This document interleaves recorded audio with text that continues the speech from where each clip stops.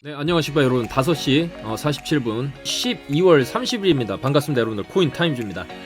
내일 금요일이 12월 31일 이제 마지막 날이고 오늘이 이제 30날인데 여전히 비트코인은 많이 내려온 가격대에서 쉽사리 반등을 하고 있지 않은 모습입니다. 근데 이제 굉장히 좀 중요한 포인트가 있는데 여러분들 지금 제가 업비트 비트코인 창을 켜놨잖아요. 보시면은 이 국내 차트 같은 경우에 여기 꼬리가 좀 짧습니다 여러분들. 이제 쭉 내려버릴 때 어느 정도 김프가 방어를 했다라는 거예요. 그러니까 김치 프리미엄이 여기서 어느 정도 하락세를 막아줬는데 이렇게 질질 끌면서 내려왔을 때 이 꼬리를 거의 다 여기서 위협할 정도의 요 정도 갭밖에 차이가 안 났죠. 그리고 또 이번 하락에서는 또 여기 저점을 깨버렸어요. 이런 식의 하락을 주게 되면은 패닉셀이 굉장히 많이 나오거든요. 이 지점 깰 때 여기 보시면 여기 깰 때 이런 식으로 거래량이 터졌죠. 자, 이제 국내 차트 여기 저점을 깨고 내려왔죠. 직전 저점을. 해외 차트는 안 깼습니다. 여기 계속적으로 1, 2, 3, 4, 5 바닥 지지봤던 45.4가 최저점이잖아요. 여기를 아직 안 깼는데 국내는 깬 걸로 그림이 나오죠. 이렇게 되면은 사실 이거랑 이거는 엄청난 차이가 있는 거거든요. 그러니까 전저를 깼냐 안 깼냐는 상당한 의미가 있는 건데 지금 국내 차트 김프 때문에 여러 가지로 왜곡이 좀 많이 돼 있습니다. 그래서 이것만 보면 안 되고 무조건 최대 거래량 많이 터지고 있는 바이낸스 위주로 우리가 좀 볼 필요가 있는데, 그리고 여기 보시면은 꼬리가 상당히 긴데 이렇게 이런 식으로 꼬리가 길잖아요. 거래량이 엄청 터졌고. 근데 업비트는 지금 보시면은 꼬리가 상당히 짧다.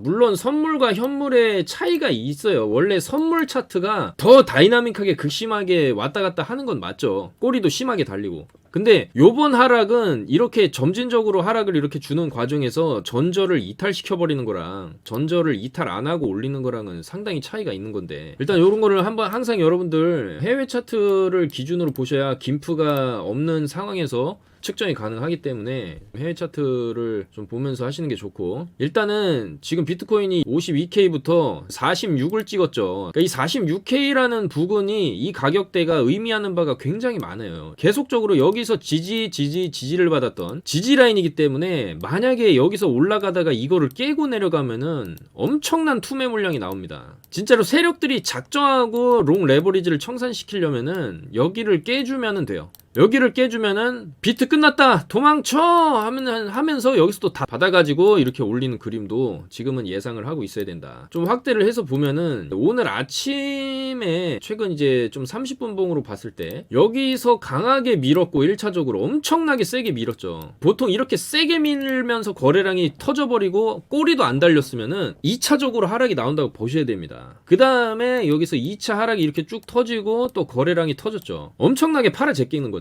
그리고 여기서 또 던졌어요. 엄청나게 던졌습니다. 엄청나게 이전에 있던 거래량을 뛰어넘는 거래량이 여기서 터졌어요. 이 구간도 마찬가지. 이 구간이 이 롱 레버리지 청산이 상당히 많이 일어났다는 거예요. 왜냐면 다 이제 이 정도 떨어졌으면은 올라가겠지 하면서 물 타는데 더 내려버리면 여기서 다 청산되고, 여기서는 이제 찐반 가겠지, 여기서 찐반 느낌 한번 줬죠. 양봉 한번 주면서. 그래서 여기서 물타기 싹 시켜놓은 다음에 그냥 박아버림으로써 여기서 또 청산이 나오는 거예요. 근데 여기서 청산시키고 바로 올렸어요. 이거는 굉장히 좋은 V자 반등이라고 볼 수 있는데, 통상적으로 이렇게 골파기가 나오면은 여기까지는 회복을 해줘야 됩니다. 원래는 여기서 좀 밀리더라도. 근데 여기서 그냥 바로 밀려버렸어요. 이렇게 밀리면 안 되거든요 원래. 그러니까 이렇게 밀리니까 또 힘이 없으니까 여기서 또 밀려버리죠 이렇게. 그러면서 또 엄청난 거래량이 이 바닥권에서 터지고 꼬리를 달아주면서 이 양봉이 출현을 하면서 그나마 바닥에서 받쳐주는 그림이 나오고, 지금은 조금씩 올라가려고 하는 무빙이 나오고 있어요. 그래서 지금 30일 5시 53분 6시 다 돼가는 상황인데, 지금 일단 조금 긍정적인 시그널을 우리가 찾아보자면은 이 계속적으로 지지받았던 이 바닥권을 이번에도 지지를 해주고 한번 좀 강하게 올려치는 그림이 나와줘야 됩니다. 강하게 올려치는 그림이 나와줘야 되는데 여기 맞고 또 꺾어졌죠. 47.2 맞고 이렇게 좀 꺾어지고 있는데, 좀 여기서 꺾어지게 되면은 쌍바닥을 보러 가는 그림이 나올 수도 있고,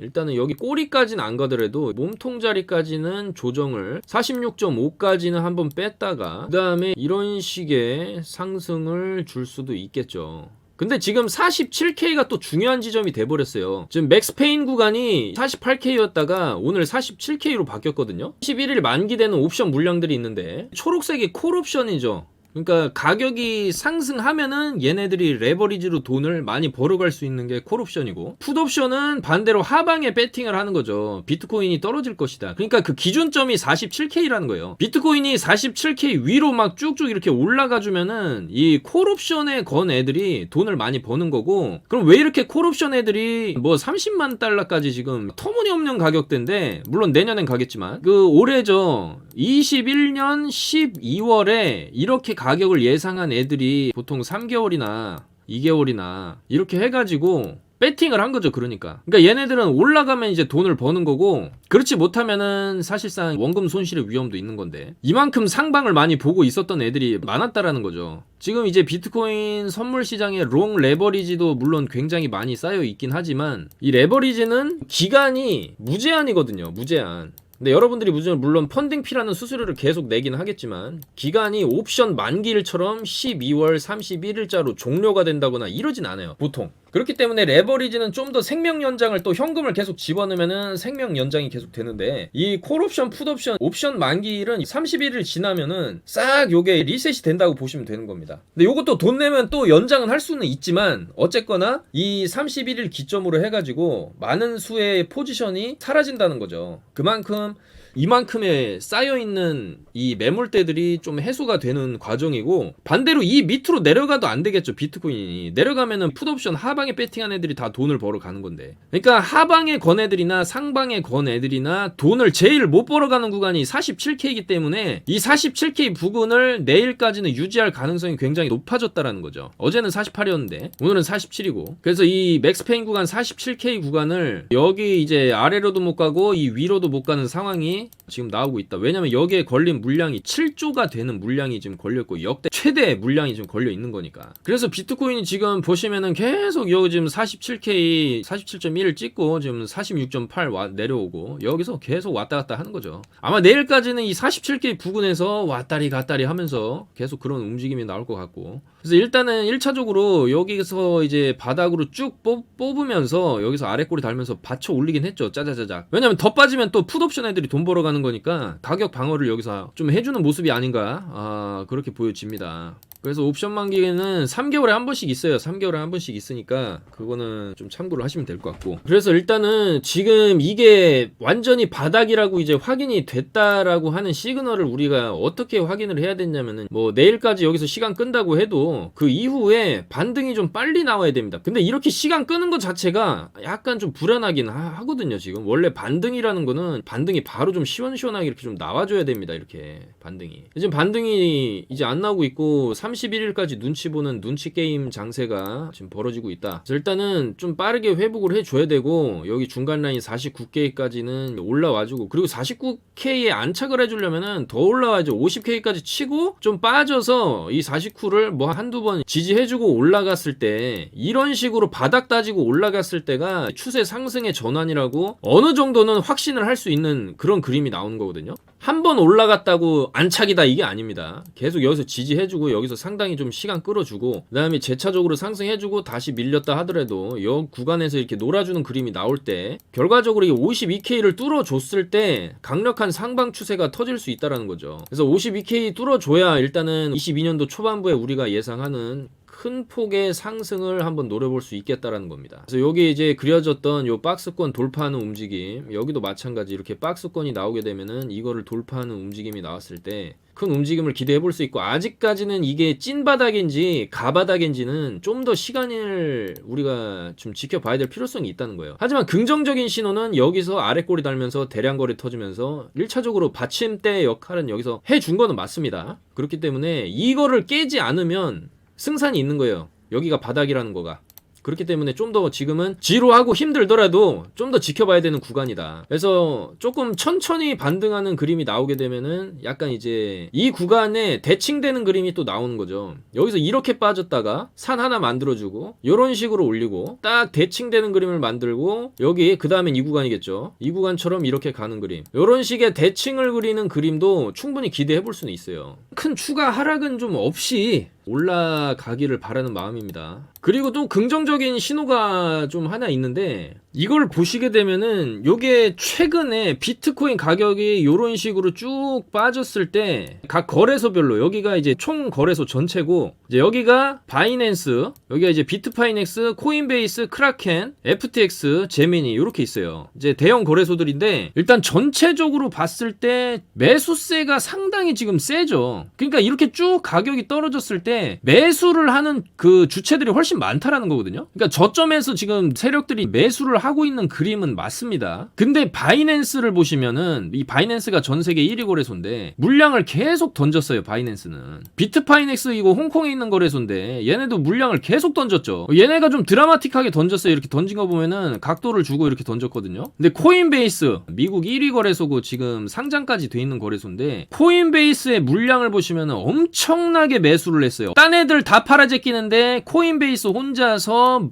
다 쓸어 담았죠. 이 구간에서 이제 여기서부터 이제 문어대가리 크라켄 거래소에서 잡아 던졌을 때 쭉 보시면은 완전히 잡아 던지고 근데 코인베이스에서 싹 쓸어 간 거죠. 물량을 싹 쓸어 갔고 FTX에서도 다 던졌는데 결과적으로 어떤 얘기냐면은 중국이 던진 거를 미국이 받았다라는 거예요. 결과적으로 이 데이터상으로 봤을 때 이렇게 하락을 줄 때 코인베이스 혼자서 이런 식으로 매수를 긁었다라는 거죠. 미국이 구원투수로 등판을 했다. 손바뀜이 일어났다라는 겁니다. 그래서 이 20년 3월에 있었던 전염병 창궐하면서 바닥을 찍었던 구간 이후부터 코인베이스 미국이 그러니까 엄청나게 쓸어담고 있다. 누가 봐도 미국 파이팅입니다. 자, 그리고 아까 봤던 그래프를 비트코인 가격 차트랑 연동시켜서 나온 지표인데 여기 보시면은 바이낸스 이렇게 팔아제끼는 거 보이시죠? 코인베이스 이렇게 매수하고 있는 거 보이시죠? 여기가 코로나빔, 우한 바이러스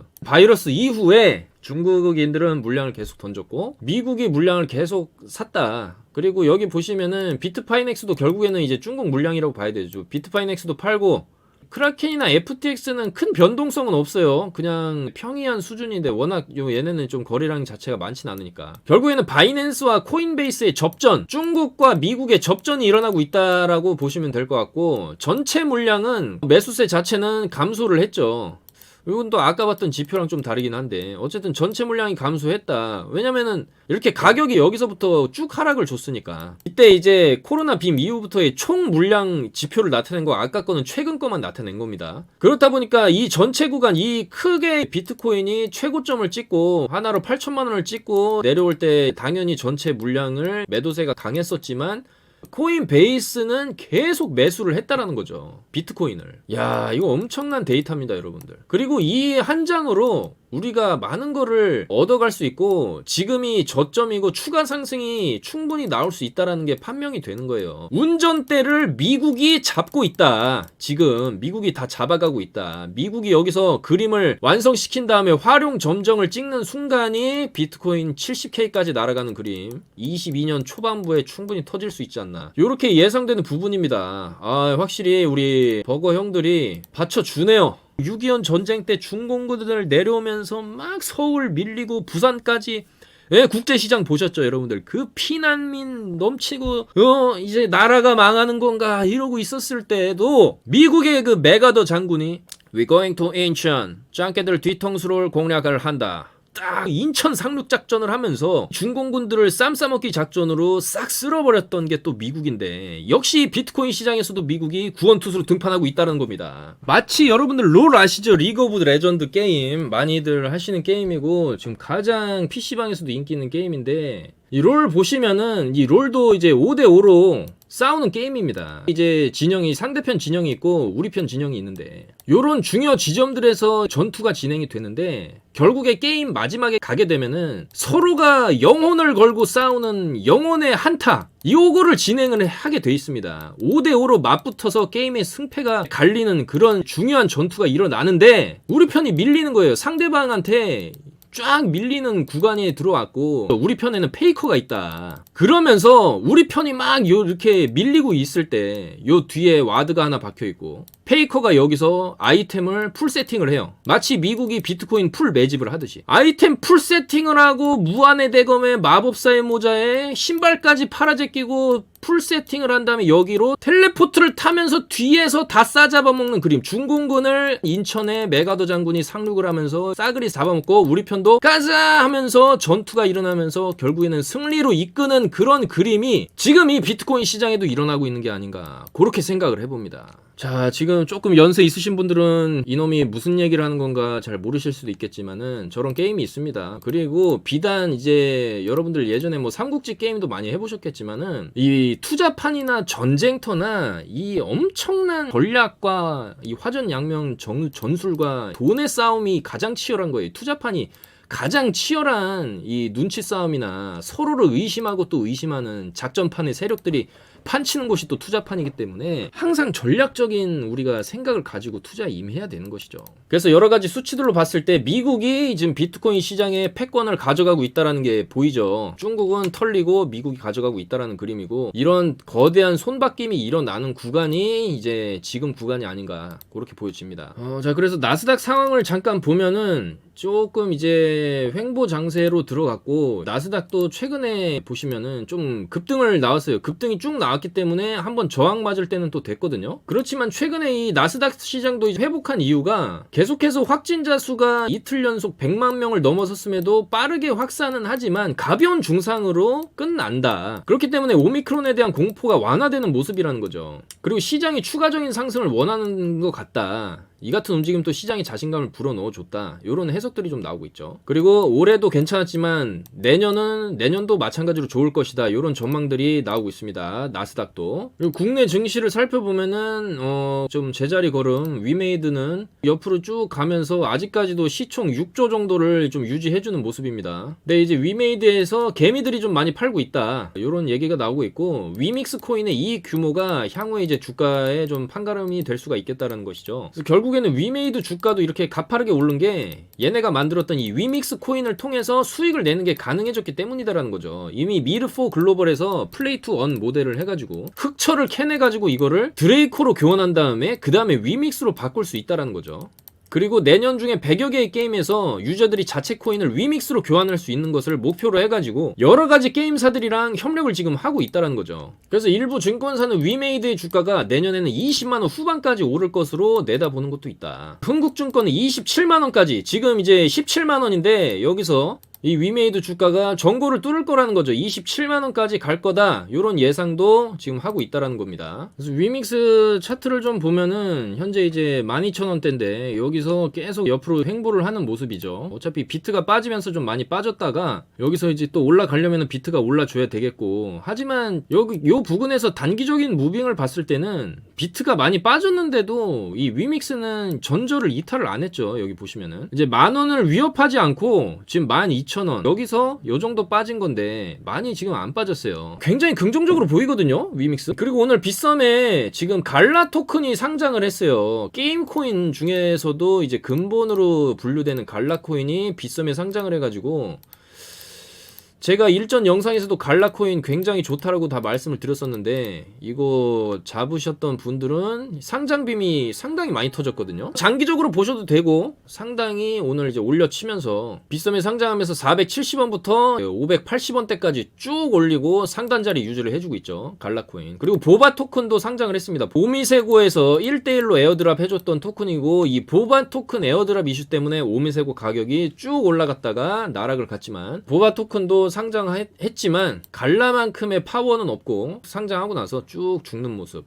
근데 보바도 앞으로 여러 군데 거래소에 추가적으로 상장을 할 수가 있어요. 갈라 해외 차트를 좀 살펴보면은 바이낸스인데 이거 상장 빔이 없네요, 여러분들. 갈라코인이 빗썸에서는 이렇게 상장 빔이 쭉 나왔는데 해외는 지금 미동도 없다. 근데 갈라코인 차트 여러분들 이렇게 보시면 안 빠졌죠. 최근에 비트 빠진 거에 비하면은 여기서 요 정도 빠졌는데 엄청나게 메리트가 있고, 이 갈라코인에 대한 기대감이 그만큼 한국인들이 컸다. 빗썸에서 야 갈라코인 상장한데 야 이거 대박이다 하면서 여기서 그냥 쭉 긁은 거죠. 쭉 긁어가지고 상단 자리 유지하고 있는데 위험하죠. 왜냐면 해외가 같이 올랐으면 올랐으면은 또 이제 모르겠는데 국내만 오른 거는 이거 완전히 김프죠. 그냥 김프. 이거 한 번에 이제 물량 던지면은 줄줄줄줄 빠질 수도 있고 하기 때문에 저는 갈라코인이 여기서 좀 많이 빠지면은 충분히 한 500원 아래에서는 좀 사볼만 하지 않나, 좀 그렇게 보고 있습니다. 해외는 전혀 움직임이, 여기 보시면 해외 갈라코인 해외는 전혀 움직임이 좀 없었다. 아마 업비트였으면은 좀 올라갔을 수도 있어요. 근데 빗썸이라서 별 반응이 없었던 것 같습니다. 자, 그리고 보바 네트워크인데 보바 네트워크는 바이낸스에 상장이 지금 안 돼 있죠. 제일 거래량 많은 거래소가 보시면 FTX입니다. 보바도 뭐 큰 이슈는 없었고 살짝 올라갔다가, 보바 이때 상장하고 나서 쭉 올라갔다가 완전히 지금 바닥 내려가지고 이 구간에서 왔다 갔다 하는데, 보바가 오늘 빗썸에 상장하면서 잠깐 상승 나왔다가 오히려 더 떨어졌죠. 지금 더 떨어지는 상황입니다. 보바 네트워크도 만약에 이제 FTX 아이디 만드시면은 사실 수가 있고, 보바 네트워크 이렇게 사놓으면은 이런 식으로 계속 앞으로 상장을 할 거예요. 아직 상장된 거래소가 그렇게 많지 않거든요. 지금 21개 거래소 이제 상장이 돼 있지만, 빗썸 상장했고 뭐 나중에 업비트에도 상장을 할 수 있는 거고, 바이낸스에 상장을 할 수도 있는 거고, 바이낸스 상장이 가장 큰 재료가 되겠죠. 그래서 이것도 그냥 사놓고 묻어두면은 언젠가 펌핑 한번 먹을 수 있는 코인이겠다, 그렇게 보여집니다. 자, 그리고 주요 뉴스 빠르게 체크를 좀 해보겠습니다. 블루프린트 캐피털 CEO가 향후 5년에서 10년 글로벌 암호화폐 결제 시스템이 구축이 된다라고 했습니다. 그래서 암호화폐를 이렇게 자꾸 무시하는 건 안 된다. 암호화폐는 굉장히 건설적이다. 약 5년 전에는 황량한 서부같이 보였지만은 지금은 스타벅스, AT&T 등 기업들에게 선택되고 있다. 그래서 현금에서 수표와 플라스틱 신용카드로 이제 결제 수단이 옮겨갔듯이 향후 5년에서 10년 안에 암호화폐가 차세대 화폐 링크로 사용이 될 것이다. 전 세계적인 결제 시스템이 구축될 것이다라고 강조를 했다라는 것이죠. 충분히 가능한 얘기죠. 암호화폐는 진짜로 뭐 금처럼 들고 다닐 필요도 없고 언제 어디서나, 세계 어디서나 통용이 될 수 있죠. 왜냐면 지금 엘살바도르에 당장 가서 내가 달러가 없고 엘살바도르 화폐가 없어도 비트코인으로 먹고 살고가 가능하다라는 거죠. 거기는 이미 화폐로 채택을 했으니까. 그리고 예를 들어 내가 미국에 가도 달러가 없어도 뭐 길 가는 사람한테 비트코인 쪼가리 줄 테니까 뭐 햄버거 하나 줘라 하면은 다 되죠, 지금 여러분들. 그래서 조만간에 이게 좀 더 체계화되고 구체화되고 시스템이 완성이 되면은 충분히 미래에 가능한 얘기가 아닌가, 이렇게 보고 있습니다. 자, 그리고 이 테더를 창업했던 브룩 피어스라는 사람이 내년에 비트코인 20만 달러를 전망을 한다, 이렇게 얘기를 했죠. 그래서 달러 연동 스테이블 코인 테더 USDT 창업자 브룩 피어스가 22년에 비트코인 가격이 20만 달러를 돌파할 것이라고 전망을 했다. 자, 20만 달러면은 2억 4천입니다. 2억 4천. 비트코인 지금 5천, 6천에서 왔다 갔다 하는데 4배. 지금 1억 롱 잡고 있으면은 4억 예상한다라는 거죠. 그 다음에 떨어질 수 있다. 그래서 글로벌 금융 시스템의 불확실성이 비트코인 성장의 핵심 촉매제 역할을 할 것이다. 뭔 얘기냐면은 인플레죠, 인플레. 물가 인상, 하이퍼 인플레이션과 여러 다른 국가에서 이용하는 화폐들의 불안정성 때문에 이 비트코인으로 자금이 쏠릴 수 있다, 요 얘기고, 하지만 높은 변동성인 만큼 비트코인을 금과 같은 완전히 고정적인 의미의 인플레이션 해징 수단으로는 보지는 않는다라고 했죠. 그래서 어쨌든 20만 달러 전망설도 나왔고, 미국의 한 레스토랑에서는 도지코인 테마 핫도그가 나왔다고 합니다. 도지도그, 이름이 도지도그예요. 도지코인 핫도그가 이름이 도지도그. 근데 여러분들 핫도그 많이 드셔보셨겠지만 핫, 뜨겁다, 도그, 게, 한글로 번역을 하면 뜨거운 게를 먹는 거거든요.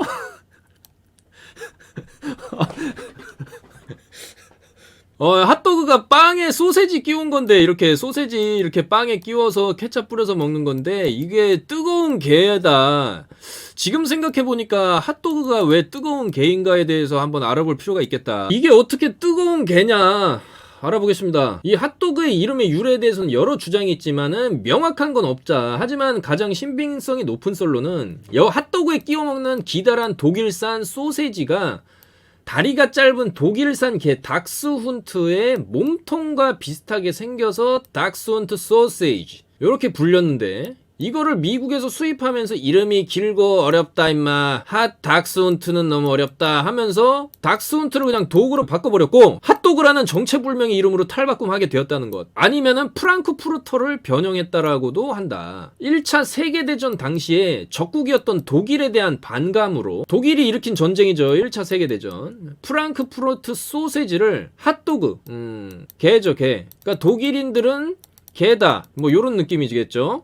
그렇게 바꾸어서 불렀다는 썰도 있다. 햄버거의 유래는 그렇죠. 햄버거는 햄하고 버거일 텐데 사실 햄하고 브레드가 맞겠죠. 원래로 따지면 햄브레드라고 해야 돼. 햄브레드라고 해야 되는데 왜 버거냐? 함부르크에서 유래를 했다라는 거예요. 함부르크도 독일의 지방 이름이죠. 그래서 1차 세계대전 당시에 독일에 대한 반감으로 나온 게 이제 햄버거. 잡아 먹겠다라는 거죠. 독일 애들을 씹어 먹겠다라는 의지. 그게서 거기서 이제 핫도그도 나왔다. 요런 얘기가 좀 신빙성이 있겠죠. 또 다른 설로는 아직 음식이 처음 만들어져서 이름이 없을 때 입이 걸쭉한 어느 양반이 그것을 보고 거참 발정난 개 갓소라고 말한 게 그대로 이름이 굳어진 것이라는 얘기도 있다. 한편 개라는 이름 때문에 핫도그라는 이름은 말레이시아에서는 쓸 수 없다라고 합니다. 예, 핫도그가 땡기는데 얘기가 삼천포로 빠졌지만은 결국에는 도지도그, 이 도지도그를 만들었는데 일주일도 안 돼가지고 매장에서 최고 인기 메뉴가 됐다라는 거예요. 저 같아도 먹고 싶을 것 같아요. 도지 홀더분들이나 도지코인들. 사실 전 세계 코인러들이 아마 이 도지코인으로 돈을 많이 버신 분들도 있을 거고 많이 잃으신 분들도 있겠지만 결국에는 이 도지코인은 일론 머스크 테슬라 CEO가 가장 사랑하는 코인이고 계속해서 어떤 이슈가 있을 때마다 뭐만 하면은 도지 쏜다 뭐 이런 얘기가 지금 계속해서 나올 만큼 애증의 코인이죠. 그래서 플로리다에 위치한 크립토 스트리트라는 식당에서 지난 2월 달부터 암호화폐를 테마로 영업을 시작을 했고 식당 내부를 일론 머스크의 트위터랑 도지코인 관련 이미지로 꾸며서 화제가 됐었다. 가장 인기 있는 메뉴는 블록체인으로 명명된 클럽 샌드위치다. 자, 보면 볼수록 느끼는 거지만 이 도지코인의 마스코트 시바견, 얼굴이 동그랗죠. 코가 짧습니다. 그리고 이 고개가 꺾어진 각도, 여러 가지를 봤을 때 이 도지코인 마스코트 그린 사람은 진짜로 예술적인 면이 있는 사람입니다. 이 요하네스 페르미르의 걸작, 이 진주 귀걸이를 한 소녀와 도지코인의 마스코트에서 나오는 살짝 눈에 흰자 보이고 살짝 꺾어 보이는 것까지, 예, 굉장히 비슷한 점이 많죠. 굉장히 이제 명화를 보고 그 이미지를 그대로 가져왔지만은 이 페르미르의 그림 이전에 있었던 당연히 모나리자겠죠. 그래서 저는 이 시대적인 그 예술 작품이 모나리자에서 진주 귀걸이를 한 소녀, 그리고 21세기 블록체인의 시대에는 이 도지 마스코트, 이 도지코인 그림까지 넘어오면서 모나리자의 예술적인 정신을 지금 계승하고 있는 게 아닌가 그런 생각도 듭니다. 왜냐면 너무 잘 만들었거든요. 너무 귀엽고 진짜 엄청나게 귀여운 겁니다. 지금 이 이상으로 귀여울 수 없을 정도로 지금 귀엽죠. 그래서 그걸 식당들도 마케팅에 이용을 하는 거죠. 굉장히 머리가 좋은 마케팅이 아닌가 그렇게 생각이 드네요. 그리고 반대로 생각해보면은 이 도지도그, 이 핫도그가 엄청난 인기를 이제 끌고 있는 건데 그만큼 사람들이 이 도지코인에 대한 관심이 높다라는 거예요 지금. 그러면 우리가 이 시점에서 도지코인의 가격대를 살펴볼 필요가 있겠죠. 계속적으로 바닥을 내려왔던 200원을 또다시 이제 비트코인 하락으로 인해서 내려왔지만 도지코인에서도 우리가 한 가지 저점 시그널을 확인할 수가 있는 게 어떤 점이냐면은 이 도지코인이 계속적으로 지켜줬던 200원이 바닥이거든요. 200원, 200원, 200원, 200원을 지금 다시 왔다라는 거예요. 항상 200원이 오면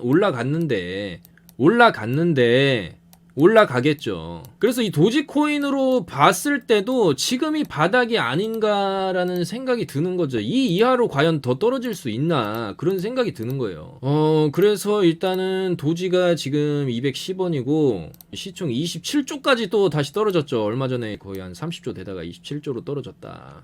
근데 이제 몸무게가 이렇게 가벼워지면은 더 날아가기가 쉬워지는 거죠, 여러분들. 그래서 우리의 도지코인 스페이스X가 계속적으로 우주로 발사되면서 우주 여행 되고 화성에 예를 들어서 발을 디디게 된다면은 화성의 화폐로 어떻게 보면 지금으로서 가장 확률이 높은 코인이죠. 도지코인. 그래서 핫도그 이후로 이 도지, 이 강아지가 다시 한번 우리를 달나라로 데려가 줄 수 있을지를 지켜봐야 될 부분이겠다, 이렇게 이제 보여집니다. 또 머스크는 계속적으로 도지에 대한 얘기를 계속 할 겁니다. 그리고 도지 업그레이드도 있고 이더리움이랑 지금 포스 협업하는 것도 있고, 계속적으로 도지가 단순한 밈코인에서 기술력을 갖춘 코인으로 이제 넘어갈 수가 있는 거거든요. 그리고 화폐라는 거는 사실상 다른 거 다 필요 없고 지역 단체가 이용하기 시작하면은 게임은 끝나는 거죠. 그 지역의 화폐가 그냥 돼버리는 거니까. 그리고 전 세계에 수많은 도지 홀더들이 있는데 가장 손쉽게 화폐화할 수 있는 조건도 갖추고 있죠. 그리고 이제 한국의 김광수 은행연합 회장이 신년사를 통해서 금융이나 비금융 융합 데이터의 중요성이 굉장히 커지고 있는데, 가상자산이나 메타버스 등 새로운 영역에서 전례 없는 속도로 데이터가 폭발적으로 생성되고 있다. 앞으로 이 대변혁을 하는 금융산업에서 경쟁력을 갖추려면은 이제 빠르게 우리가 그 영역으로 넘어가야 된다는 거죠. 가상자산과 가상공간 분야로 사업을 빨리 확장해서 데이터 경쟁력을 강화할 필요가 있다. 그러니까 빨리 이 메타버스라던가 이 블록체인 시장으로 들어가서 여기서 뭔가를 해야 된다라는 거죠. 예를 들어서 NFT라도 뭐 빨리 하나 해야, 만들어 놔야 자연적으로 가격이 올라갈 거 아닙니까? 이 블록체인 시대에. 그리고 인플레이션 이 시대이기 때문에. 그러니까 여러분들 이 미술 작품이랑 비슷한 개념인 거죠, NFT도. 이 부자들도 보면은 절세의 목적으로 미술 작품들을 이제 다 사지 않습니까? 근데 사놓으면은 이 유명한 미술 작품들은 해가 거듭하면 거듭할수록 가격이 올라가죠. 딱 하나밖에 없으니까, 이 세상에. 그리고 화폐 가치가 떨어지는 거에 대한 방어도 되는 거죠. 그러니까 그거랑 똑같은 개념인 거죠, NFT도. 희소성, 예술성. 물론 NFT는 아직 예술성은 없지만 그 밈이랑 현재 이제 메타랑 겹쳐지면서 NFT가 빠르게 성장을 하고 있다는 거죠. 그렇기 때문에 이 NFT 프로젝트 메카버스라는 건담 NFT가 역대 최고가인 500 이더리움 22억이죠. 22억. 이 건담 NFT가 22억에 팔렸다라는 겁니다. 이러고 있어요, 지금. 그리고 골드만삭스 출신의 유명 이제 투자자 라울 팔이 이 이더리움이 비트코인을 능가할 것이다. 10년 내에 비트코인은 스마트 컨트랙트와 저렴한 결제 시스템을 갖추게 될 것이다. 이것은 이더리움이 제공할 것이라고 얘기를 했죠. 하지만 비트코인은 가치 저장소이고 이더리움은 가치의 인터넷이다. 성격이 다르기 때문에 비교는 무의미하고, 모바일 네트워크가 금보다 훨씬 더 많은 가치를 가지고 있었지만 그 누구도 이 둘을 비교하지 않는다면서 비트코인과 이더리움은 그 각자의 개성이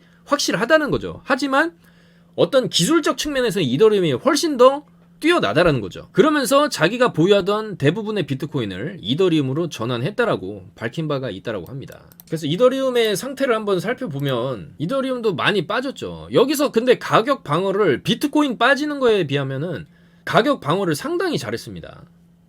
그래서 지금 결과적으로 이더리움도 비트코인 쭉 하락 나왔을 때랑 비슷한 구간에 이 꼬리 가격대까지 지금 내려온 상황이기 때문에 충분히 이제 쌍바닥 패턴을 찍고 반등이 나올 수 있는 구간까지 내려온 거는 맞죠. 이더리움도 지금 450만 원인데. 자, 그래서 계속해서 그러면은 알트 상황을 좀 체크를 해보면은, 일단 지금 거래 대금은 또 니어 프로토콜이 제일 많습니다. 지금 비트코인 능가하는 거래 대금을 지금 보여주면서 여기서 이렇게 빠졌는데 많이 안 빠지고 여기서 다시 올라가는 힘이 상당히 좀 셉니다. 그래서 니어 프로토콜이 현재 시가총액이 10조인데 일봉상으로 봤을 때 이렇게 올려치면서 거래량이 엄청나게 터졌어요. 그러니까 이 양봉까지는 전부 다 거래량이 터지면서 말아올린 거기 때문에 이 구간에서는 매도세는 전혀 없다. 그리고 여기서 좀 팔긴 했지만 이건 비트 하락 때문에 나온 거고 다시 말아올리고 있기 때문에 여기서 여기까지 올려친 걸로 봤을 때 굉장히 강력한 매수세고, 보통은 여기 절반 정도까지는 떨구거든요. 절반 라인까지는 떨구는데 절반도 내려오기 전에 바로 이렇게 말아올린다는 거는 힘 자체가 엄청나게 센 거예요. 그래서 저는 니어 프로토콜이 앞으로 최소 시총 20조 정도까지, 20조면은 지금 10조인데 지금 가격에 이제 2배 정도는 더 갈 수 있다라는 계산이 나오거든요. 니어 프로토콜이 지금 18만 원이니까, 근데 보통 눌림 자리에서부터 치니까 요 눌림 자리에서 여기 최저점이 대략 한 16,000원, 16,000원이죠. 16,000원. 제가 잘못 얘기했네요. 16,000원에서 그러면은 러프하게 잡아도 3만 원까지, 일단 3만 원까지는 볼 수 있는 거죠. 지금 추세 자체가 힘이 굉장히 세고 이 니어 프로토콜이 굉장히 기술력이 있어요. 제가 지금 시간 관계상 빨리빨리 넘어가겠지만은 이 니어 프로토콜 3만 원, 충분히 가능하지 않나. 근데 물론 비트가 받쳐줘야겠죠. 비트가 거꾸라지면 또 거꾸라지겠지만은 심상치 않습니다. 니어 프로토콜. 자, 그 다음에 샌드박스 빨리 보겠습니다. 샌드박스에서도 제가 좀 할 얘기가 있는데, 보통 우리가 일반적으로 바닥 확인을 할 때 비트코인의 바닥을 이제 확인하는 것도 물론 중요하겠죠. 지금 비트코인에 이제 여기서 이렇게 이런 식으로 계속 줄줄줄줄 흘러내리고, 우리가 일봉상의 바닥으로 따지는 구간이 현재 46K니까 여기에 근접했으니까 바닥일 것 같다라고 생각을 할 수 있는 거지만, 우리가 대장주들의 흐름도 항상 지켜봐야 됩니다. 예를 들어서 샌드박스가 지금 대장주고, 며칠 전에는 샌드박스가 또 오늘의 니어 프로토콜처럼 거래량으로는 비트코인을 눌러버리면서 거래량 최상위권에 들어갔었는데, 일단 이 샌드박스도 일봉상 흐름을 봤을 때 충분히 눌린 구간이고, 오늘 일봉이 이런 그림으로 이런 식으로 아랫꼬리를 달고 끝나게 되면은 이게 어떤 그림이냐면, 바닥권에서 나왔었던 이런 그림과 굉장히 흡사하다라는 거예요. 꼬리 달리는 자체가, 그림 자체가, 봉 자체가. 그래서 일단 이걸 1차적으로 이게 바닥권의 움직임이다라고 이제 좀 유추해볼 수가 있는 것이고, 그 다음에 30분 봉으로 이 샌드박스의 차트를 봐도 쭉 내리면서 여기서 거래량이 터졌죠. 여기 바닥권에서. 여기서 또 터졌어요. 바닥권에서 거래량이 터지고. 그리고 여기 저점과 저점이 있었는데 그거를 밀어버릴 때 거래량이 제일 많이 터졌죠, 지금. 여기 보시면은 거래량, 그러니까 여기랑 비슷한 최대 거래량이 터졌는데, 여기는 또 꼬리를 말아줬어요. 꼬리를 절반 이상을 꼬리를 말아줬다라는 거는 밑에서 확대해서 보면은 이렇게 나왔다는 거거든요. 이렇게 바로 반등이 나왔다는 거. 바로 집어던지는 거를 바로 매수를 그대로 긁어버린 애들이 있다라는 거거든요. 그리고 꼬리를 안 깨고 말아 올리면서 지금 이런 식의 상승이 나오고 있다라는 거예요. 그러니까 이런 식의 바닥에서 거래량이 터지는 무빙은, 그러니까 바닥에 있을 때 손바뀜이 일어날 때 이런 거래량이 터지는 거거든요. 개미들이 보통 툼에 여기서 저점이었으니까 여기 저점을 이탈할 때 여기에 손절 걸어놓은 애들이 많으니까, 그 손절 물량과 이제 선물 시장에도 있으니까 샌드박스도 로스컨 물량, 청산당하는 물량, 여러 가지 복합적인 물량에 저점에서 입 벌리고 있는 애들, 걔네들이 매수를 긁으면서 올라오는 이 거래량이 복합됐을 때 이런 거래량이 터지는 거기 때문에, 이 샌드박스의 기준으로 좀 놓고 봤을 때 어느 정도 지금 바닥이 나오는 거는 좀 거의 확실시 되고 있는 게 아닌가, 그런 생각이 든다라는 거죠. 물론 최악의 경우에 여기서 한 파 더 빠질 수도 있겠지만, 그래 봐야 빠지는 구간이 깊을 수가 없다라는 거죠. 빠지는데도 정도라는 게 있는 것이고, 이 보통 코인은 이제 4시간 봉이나 8시간 봉 기준으로 많이 보니까, 이렇게 봤을 때도 계속적으로 이런 하락권에서 그리던 움직임에서 하락의 끄트머리로 갈수록 각도 자체가 이렇게 되거든요. 수평을 이루다가 이렇게 반등이 나오는 그림이 나오는 거고, 지금 구간도 이렇게 내려오면서 각도 자체가, 옆으로 가는 각도 자체가 이런 그림으로 나오려고 하고 있어요. 이 다음에는 또 이렇게 가는 거거든요. 그렇기 때문에 여기 보시면 각도가 이렇게 좀 수평으로 가려고 한다. 여기 수평으로 가려고 했을 때 상승이 나오고의 패턴이기 때문에, 이런 대장주들의 움직임에서도 우리가 조금 많은 것을 유추를 해볼 수가 있다라는 겁니다. 그래서 지금 좀 반등이 나오려는 구간이 아닌가 그렇게 생각이 드는 거예요. 그리고 얼마 전에 이제 제가 영상에서 말씀드렸던 카바를 좀 볼 건데, 카바가 오늘 호재가 하나 떴거든요. 그래서 카바 9이 메인넷에 내년 1월 20일에 런칭을 한다. 그러면서 코스모스 홀더를 위한 랜딩, 그 다음에 테라 대출 및 유동성 업그레이드를 이제 담았기 때문에 굉장히 좀 일을 열심히 한다라는 걸 알 수가 있죠. 그리고 테라랑도 지금 연결돼 있고 코스모스랑도 연결이 돼 있다라고 했을 때, 카바가 오늘 상당히 아까 쫙 올려주고 지금 살짝 이제 눌림목 구간인데, 카바도 제가 이제 주봉상으로 봤을 때 굉장히 메리트 있는 구간이라고 말씀을 드렸었죠. 이런 식으로 눌렸기 때문에 이런 식으로 갈 수가 있겠다. 그래서 카바도 지금 호재 뉴스가 오늘 떴기 때문에 좋은 움직임을 보여주고 있고, 그리고 오늘 엘프가 좀 오르긴 했지만 엘프도 지금 자리가 충분히 이제 매력적인 구간이라고 볼 수가 있어요. 462원인데 올려치고 내리고 올려치고의 움직임이 충분히 나올 수 있거든요, 엘프가. 그래서 주봉이나 일봉상으로도 좀 바닥이고, 지금 이제 4시간 봉 기준으로 봐도 더 떨어질 수 없는 구간대까지 와서 여기를 다지는 움직임이 나와줬기 때문에 440을 지키면서 여기서 한번 튕겨져 올라갈 수 있어요. 엘프도 지금 구간 충분히 메리트 있는 구간이에요. 그리고 기타 뭐 베이직 어텐션, 스택스 이런 코인들도 오늘 양봉, 그러니까 오늘 보시면은 대체적으로 미약하긴 하지만 업비트에도 대부분이 좀 양봉을 많이 띄워주고 있어요. 이런 식으로 그로스톨 이런 친구들 바닥에서 튕겨져 줬고, 그러니까 이런 알트 시장에서 비트가 빌빌대는데도 한 번씩 이렇게 반등을 쳐주는 코인들이 나온다는 건 굉장히 그래도 좋은 신호로 받아들일 수 있겠습니다. 그래서 빨리 비트가 이제 여기서 또 이제 더 이상 떨어지지 말고 조금 강한 양봉이 하나 나와줘야 되거든요. 우리가 떨어질 때도 이런 이제 떨어질 때의 추세를 보시면 아시겠지만은 이렇게 강한 음봉이 거래량이 실린 강한 음봉이 나오게 되면은 이렇게 또 추가적으로 음봉이 터지게 돼 있어요. 근데 올라갈 때도 마찬가지거든요. 강한 양봉이 터지고 거래량이 터졌다라고 하면은 안 떨어져요. 보통 올릴 때 한 번에 밀어 올립니다. 이렇게 한 번에 밀어 올려야 개미들이 여기서 요 구간에서 올라타기 무서워지거든요. 아, 여기 이때 살 걸. 아, 이러면서 지켜만 보는 관망세가 늘어나기 때문에 이렇게 강하게 올리고 애들 못 올라타게 찔찔찔 하다가 하다가 한 번 더 올려. 이때라도 살 걸 이런 얘기 나오게 만드는 거죠. 그 이후부터 그냥 계속 올리는 거예요. 계속. 이게 빅롱의 시작이거든요. 지금도 이게 완전히 하방 추세가 끝났다라는 신호가 나오려면은 강하게 밀어 올리는 그림이 나와야 됩니다. 최소 그것도 단기간 안에 올라탈 새도 없이 1분봉으로 그냥 밀어 올리는 그림이 나와야 돼요. 거래량 수반해가지고 그 이후에 이제 줄줄줄줄 올라가는 그림이 나와줘야 되는 게 이게 베스트입니다. 그래서 그런 그림이 나오려면은 최소 우리가 4시간분 기준으로 본다고 쳤을 때 이런 구간의 그림이나 이런 구간의 그림이 나와줘야 된다는 거예요. 그래서 사실 저는 이 구간에서 나왔던 이 장대 양봉이 상당히 의미가 있었다라고 봤는데 결과적으로 52 저항대를 못 뚫고 이 52 저항대를 못 뚫고 떨어졌고 지금 구간에서 강력하게 상승이 나오려면은 이때와 같은 그림이 올려치는 그림이 나와서 한 번에 52까지 터치해주는 게 제일 좋은 거고 한번 눌리겠죠. 그다음에 재차적으로 뚫어낼 때 이거 돌파할 때 가장 강력한 매수세가 따라 붙는다고 말씀드렸죠. 52K 이런 움직임이 빨리 나와주는 게 제일 좋겠다. 그런 말씀을 드리는 거예요. 자, 그리고 알고랜드인데 알고랜드도 지금 오늘 호재 하나 떴죠.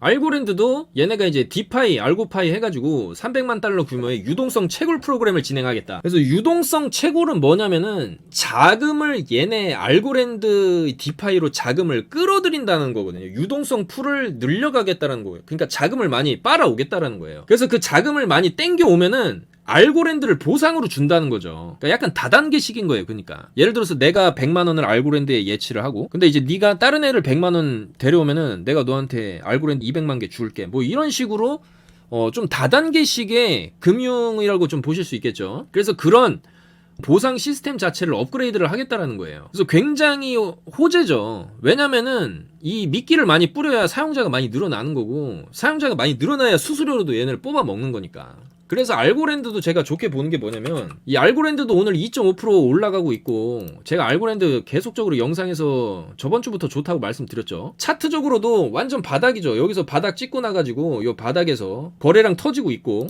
지금 4시간 봉으로도 여기서 바닥 확인하고 계속 올라가고 있죠. 알고랜드는 이제 지금 사놔도 될 만큼의 좋은 차트입니다. 이거는 지금 1985원이지만 시가총액 12조인데 시가총액 12조면은 진짜 준 메이저라고 볼 수 있어요. 그만큼 기술력이 있다라는 거고 차트 자체도 보시면은 잡코인스럽지 않고 뭔가 좀 안정적으로 보여요. 알고랜드 자체가 여기서 한번 방향을 잡게 되면은 꾸준하게 우상향을 할 수 있는 그런 그림이 나올 수 있다는 거죠. 여기서 이제 장대로 쭉 이제 올리고 좀 밀리고 여기서 다시 올리는 구간인데 이런 패턴들의 종목들이 최근에 좋은 움직임을 보여주고 있다는 거죠. 니어 프로토콜이나 알고랜드나 이제 1인치 잠깐 볼까요? 1인치. 근데 1인치는 최근에 좀 너무 많이 떨궜죠. 이거 올라가다가 너무 많이 떨궜는데 1인치도 이제 올라가기 시작할 수 있는 그런 구간이 왔다. 지속적으로 바닥을 다져주던 구간, 여기서 계속 바닥을 다져주던 구간까지 왔기 때문에 이 구간 이후로는 충분히 반등을 한번 노려볼 수 있겠다. 이렇게 보여지는 거예요. 자, 그리고 마지막으로 시바이누입니다. 시바이누도 지금 내년에 시바이누 레이어 2 솔루션 시바리움을 출시하겠다.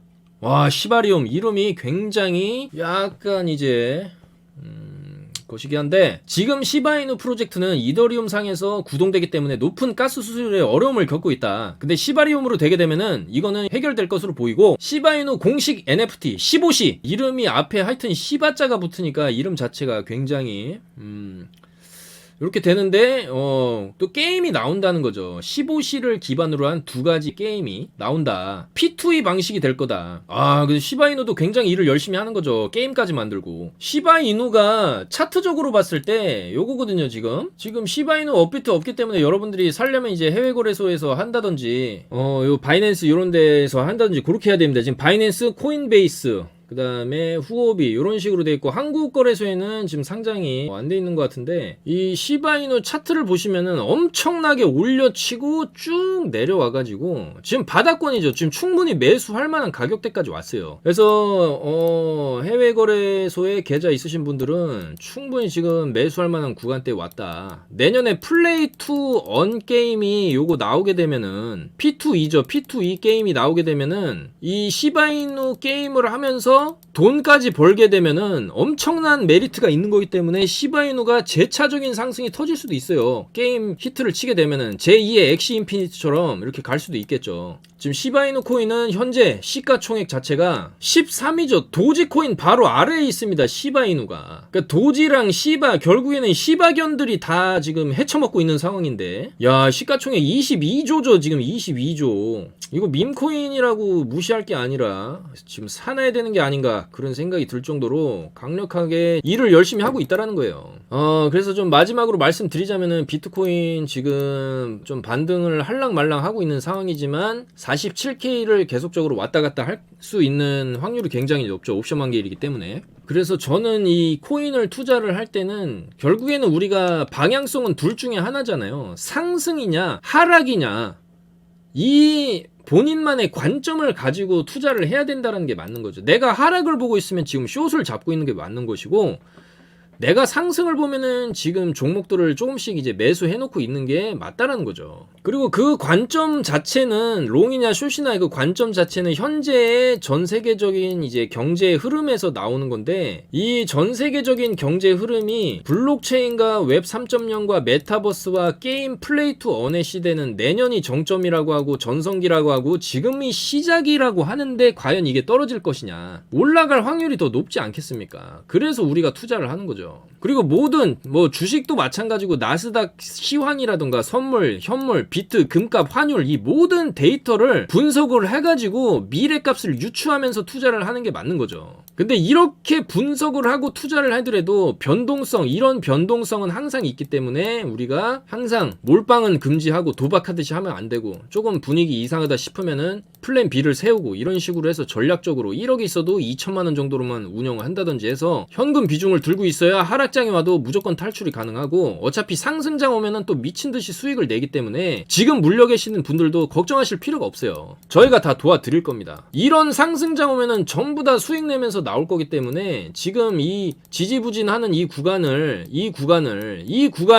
버텼을 때 이런 상승이 나온다, 그런 말씀을 드리고 싶어요. 22년에는 무조건 수익 대잔치를 우리가 즐길 수 있을 것이다, 이렇게 말씀을 드리는 거고, 지금 털리지 마시라는 거예요. 그래서 앞으로도 저는 제가 아는 모든 정보들, 모든 노하우를 다 공유드리면서 우리 시청자 여러분들과 같이 수익을 낼 거기 때문에, 하지만 여러분들도 계속해서 이제 코인 시장에 대한 공부는 필요하다, 그런 말씀을 드리고, 또 NFT 얘기가 나와서 하는 말이지만 사실 저는 모든 인간, 모든 사람, 개개인의 사람들은 고유한 단 하나의 NFT, 대체 불가능한 토큰 그 자체라고 생각을 합니다. Non-fungible 토큰이라고 하잖아요. Non-fungible 휴먼이겠죠. 왜냐면 여러분은 이 세상에 단 한 명밖에 없으니까. 그래서 소중한 거고, 그래서 유일성의 가치를 가지기 때문에 누구도 여러분들을 대신할 수 없죠. 그렇기 때문에 여러분들 힘을 내셔야 되는 거고, 하지만 여러분들의 인생이기 때문에 그 누구도 이 시련이라 고난을 여러분들을 대신해서 넘어줄 수가 없어요. 하지만 그 내 눈앞에 닥쳐진 시련이나 이런 고난을 이겨냈을 때, 그리고 극복했을 때, 더 큰 고통을 마주하고 그걸 극복했을 때 인간은 성장한다. 성공의 반대는 실패가 아니죠. 도전하지 않는 겁니다. 원하는 것을 얻으려면 미쳐야 되는 거고, 공부를 해야 된다는 거예요. 그리고 그렇게 해서 여러분들이 여러분 앞에 닥친 지금과 같은 이런 고난의 시간을 지났을 때 우리는 더 성장하는 거고, 더 돈을 벌 수 있다, 이런 얘기를 드리고 싶습니다, 여러분들. 오늘 좀 얘기가 길었지만 항상 제 영상 봐주셔서 너무 감사드리고, 이 어려운 시장 뒤에는 반드시 수익 낼 수 있는 상승장이 찾아온다라고 믿습니다, 여러분들. 감사합니다. 코인 타임즈였습니다.